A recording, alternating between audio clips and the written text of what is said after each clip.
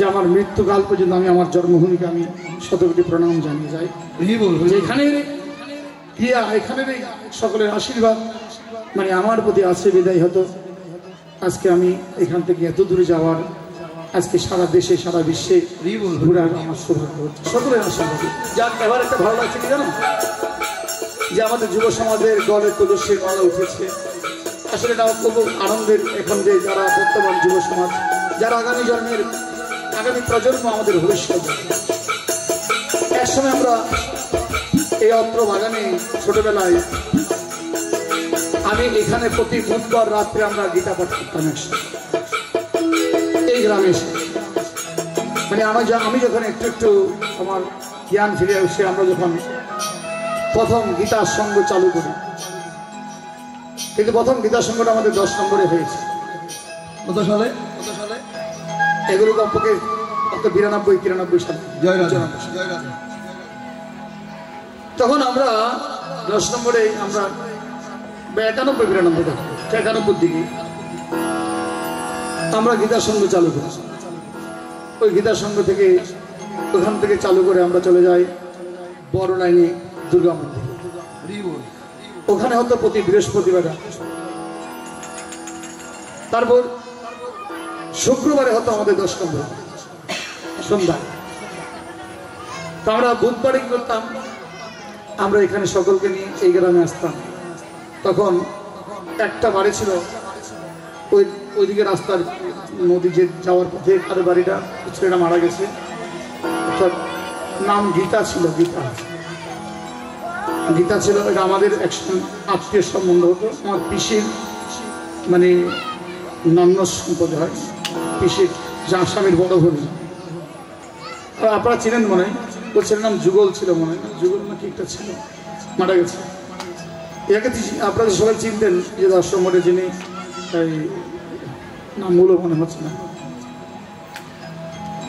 এখান থেকে চলে গেছে। এখন বর্তমানে ইয়াতে আছে বাঁশখালী বাণীগ্রাম, ওইখানে একটা বাগানে আছে আমার পিসা সম্ভব।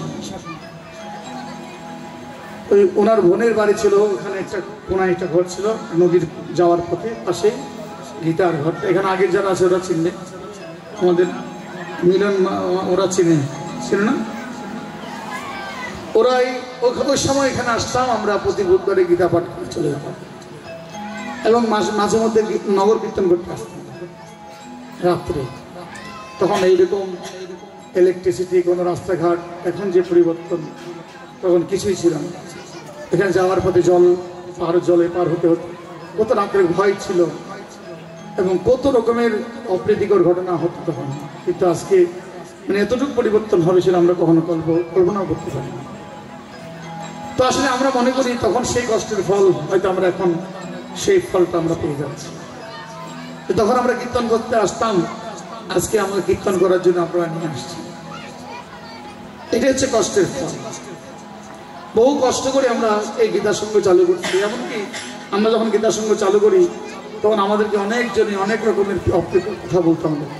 আমার যারা সঙ্গী ছিল তার মধ্যে ছিল এখানে একজন আসছে চন্দন, আমাদের 10 নম্বরের লাইনের অনেক ছেলেগুলো ছিল যারা এখন বিয়ে শাদী করে একেবারে বুড়ো হয়ে গেছে। সকলেই ছেলের বাপ মেয়ের বাপ, সকলে শ্বশুর শাশুড়ি হয়ে গেছে সবাই। তো ওখান থেকে মহাপ্রভু হয়তো আমাকে কৃপা করে এখান থেকে টেনে নিয়ে গেছে। এটা আমি কখনো অস্বীকার করতে পারবো না যে আমার মৃত্যুকাল পর্যন্ত আমি আমার জন্মভূমিকে আমি শতকোটি প্রণাম জানিয়ে যাই। যেখানে ক্রিয়া এখানে সকলের আশীর্বাদ মানে আমার প্রতি আছে বিদায় হতো, আজকে আমি এখান থেকে এত দূরে যাওয়ার আজকে সারা দেশে সারা বিশ্বে ঘুরার আমার সৌভাগ্য হচ্ছে সকলের আশীর্বাদে। তো এই বিষয়গুলো এই জন্যই বলছি যে আজকে আনন্দ হচ্ছে যে বর্তমান যুব সমাজরা যে এগিয়ে আসছে। যে তবে আমি আরো খুশি হব, আরো আনন্দ পাবো যে আমাদের যে মন্দিরগুলো উপনীত হয়েছে, মন্দিরগুলো সৃষ্টি হয়েছে, স্বাধীনতা অর্জন হচ্ছে, রক্ষা করা কঠিন।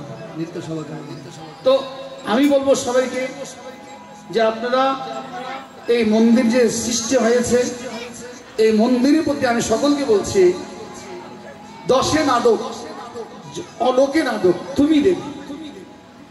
তুমি প্রতিদিন খাওয়ার সময় আমি সকলকে মায়েদেরকে বলছি, আপনারা একটা কাজ করবেন, আপনারা যখন রান্না করতে যাবেন, রান্না করার সময় যে করতে যাবেন, সেখান থেকে না বুঝে মানে না ভুলে গিয়ে বাম হাতে অল্প এক মুষ্টি চাউল একটা জায়গায় ফেলে রাখবেন।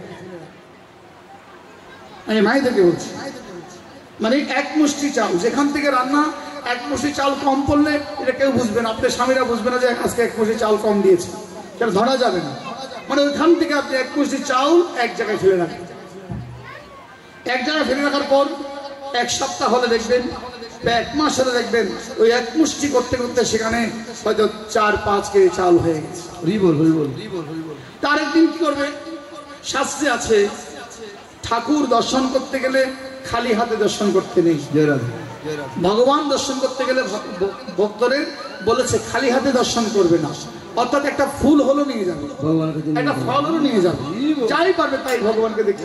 তাহলে এখন আপনি যখন ঠাকুরকে দেখতে যাবেন, আপনার মনে একটা ভরসা আছে যে আমাদের বা গ্রামে সকলে দরিদ্র, সবার হাতে টাকা আছে বলে কথা নয় যে ফল কিনে নিয়ে যাব।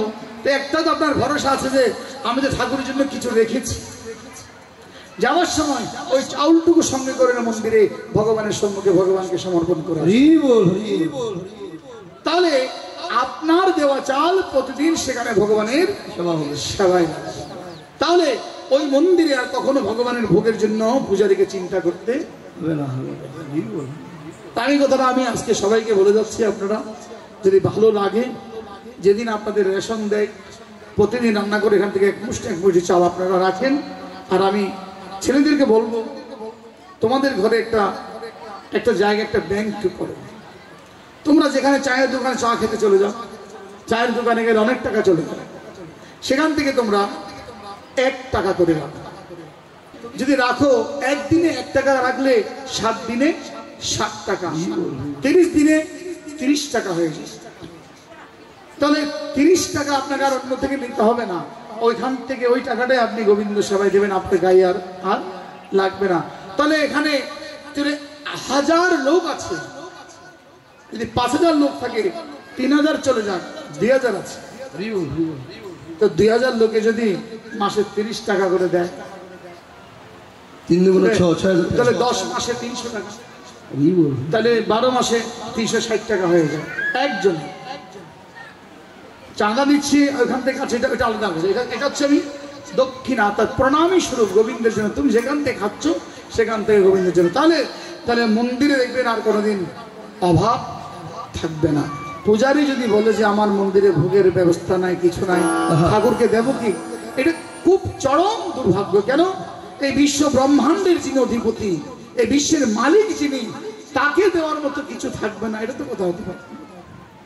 আমরা তো কোনো বেলা অনাহারে থাকি না, আমরা তো কোনো বেলা অনাহারে থাকি না, আমরা 3 বেলাই খাই।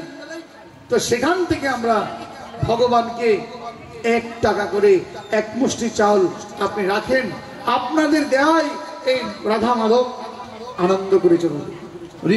তাই বলবো, আর বেশি না বাড়িয়ে মন্দির আর দয়া করে আশা করি আর প্রতি গ্রামে গ্রামে মন্দির না করে, কারণ বেশি মন্দির করতে গেলে ওই মন্দির থাকবে ঠিকই, ঠাকুর থাকবে না, ঠাকুর থাকবে ঠিকই, সেবক থাকবে না, সেবক থাকবে ঠিকই, সেবকের খাবার দ্রব্য থাকবে না। তাহলে এভাবে অনর্থ আসবে। তাই বলছি, আজকে যে সৌভাগ্যক্রমে আজকে আমাদের পুরো অন্নগুলি চা বাগানে সকলে মিলে যে আপনারা হরি মন্দির করেছেন, যে আজকে গোবিন্দ এখানে স্থাপিত হয়েছে, তো এখানে আপনারা যাবেন, আপনারা সঙ্গ করবেন, আপনার সঙ্গ দিয়ে যে আমি বললাম এইভাবে আপনারা একটু, আর সমস্ত যারা এই কমিটির সাথে জড়িত আছে আমি ওদেরকে বলবো তোমরা একটু সচেতন হবে। আরেকটা কথা মনে রাখবেন, এটা গুরুত্বপূর্ণ কথা, কখনো সাধুর পেছনে লাগতে যাবেন। জয় রাধে। এটা মনে কথা, সাধু যাই করুক, সাধুর পেছনে লাগতে গেলে তোমার পেছনে ভগবান লাগবে। এরকম সাধুর পেছনে লেগে কেউ শান্তি পায়নি। কারো বলছি জানো, একজন সাধু যা পারবে সেটা তুমি পারবে না। একজন সাধু সব ছেড়ে দিয়ে সে ভগবানের সেবায় লেগে আছে। তুমি তো সব ছাড়তে পারো না, তোমার পুত্র পরিজন সবাইকে নিয়ে তুমি নারী বাড়ি গাড়ি সবাইকে আনন্দ নিয়ে আছো, আর উনি সব ছেড়ে মন্দিরে পড়ে আছে। আচ্ছা, তুমি আত্মীয় স্বজন পাড়া প্রতিবেশী সবার বাড়িতে গিয়ে খাচ্ছ, কিন্তু সাধু সব পরিত্যাগ করে শুধু ভগবানের প্রসাদ খাচ্ছে। তাহলে তোমার সাথে মিলবে? কোনোদিন মিলবে না। তুমি দেখো লাল লাল নীল সাদা কত রকমের কি করছো, পোশাক পরিচ্ছন্ন করছো, নিজের মনের মতো করে নিজের রঙের মতো সাজিয়ে। কিন্তু একজন সাধু সব ছেড়ে দিয়ে সাদার মধ্যে ডুবে আছে। তাহলে ভাবো তোমার মধ্যে সাধু কতটুকু তফাৎ। হ্যাঁ, দোষ সকলেরই আছে, ধোয়া তুলসী কথা কেউ নেই। সেই তো রক্ত মাংসে গড়া, হয়তো সেই দোষ করছে ভুল ক্রমে, সেই ওনার দোষ দেখা অধিকার আমার না। ওনার দোষ দেখবে কে? ওনার মালিক যিনি। ওনার মালিক কে? গোবিন্দ গুরু। সাধুর মালিক হচ্ছে একমাত্র গুরু গোবিন্দ। তোমার মালিক তোমার মা বাবা, তোমার মা বাবা তোমাকে শাসন করবে, আর একজন সাধুর মালিক হচ্ছে আমার প্রভু। ভগবানই হচ্ছে তার মালিক, এবং তার ন্যায় অন্যায় বিচার সবগুলো চিন্তা করুন।